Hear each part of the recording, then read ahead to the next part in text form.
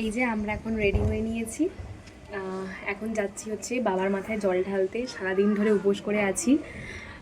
চলো, বাবার মাথায় জল না ঢেলে তো কিছু খেতে পারবো না, তো চলো যাওয়া যাক। চলো।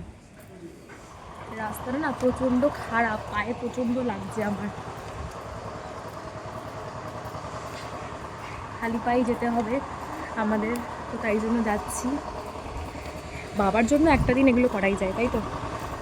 এই যে আমরা এখন মন্দিরের গেটে প্রবেশ করে ফেলেছি, তো চলো, মন্দির প্রায় ফাঁকাই আছে, এবার আমরা বাবার মাথায় জল ঢালবো। এখানকার ঠাকুরমশাইটাও খুব ভালো, তো আমাকে অনেক কিছু বলে দিচ্ছিল, আর আমি সেই জন্যই সব বুঝে শুনে করছিলাম। তো এই যে বাবার মাথায় জল ঢালতে পেরে আমার মনটা খুব শান্তি, মনের সব আশা যেন পূরণ করুক ভগবান, এটাই চাই।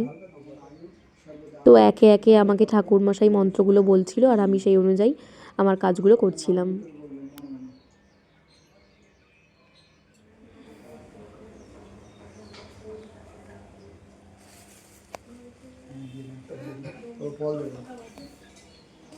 পুজোটা খুব ভালো করে মন দিয়ে দিতে পারলাম, আর যতক্ষণ আমি পুজো দিয়েছি ততক্ষণ মন্দিরটা প্রায় ফাঁকাই ছিল, এরপর অনেক আস্তে আস্তে লোক ঢুকছিল। তো যাই হোক, আমার পুজোটা খুব ভালো করেই কেটেছে। সারাদিন ধরে এই উপোস করে থেকে বাবার মাথায় জল ঢালতে পারাটা সত্যিই খুব চাপের হয়ে যায়। তো চলো, এবার বাড়ির পথে যাওয়া যাক।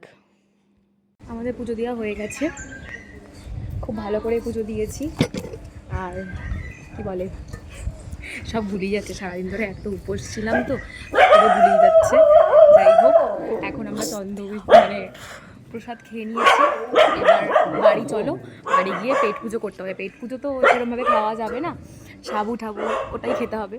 তো চলো, আজকে প্রসাদ খেয়েই থাকতে হবে সারাদিন। সেটা খেতে আমার একদমই ভালোই লাগে না, কিন্তু তবুও খেতে হবে, উপোস করেছি যেহেতু।